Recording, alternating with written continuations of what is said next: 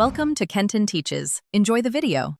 You start inside GTA 5 Online by pausing and opening Settings, then Display. This puts you at the exact controls you need. Once there, locate Brightness and Gamma sliders. You will adjust them first because they change overall visibility.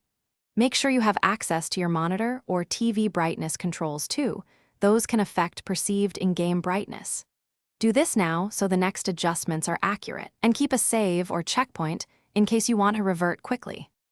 You should now change the brightness slider in small 1 or 2-step increments, then test by exiting the menu. This prevents overexposure. Next, use Gamma to pull out shadow detail without washing highlights. Higher Gamma brightens midtones, lower Gamma deepens contrast. Pay attention to HUD legibility and how vehicles and streets look at night. Once done, return and iterate.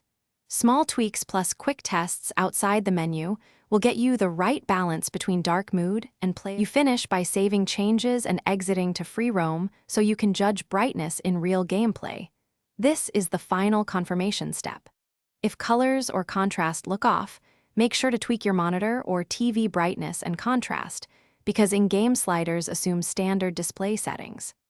If something still looks wrong, reset display to defaults and repeat the small step process. Doing a reset clears accidental extreme values and lets you start again with predictable behavior. Thanks for watching. Please subscribe if this video was helpful.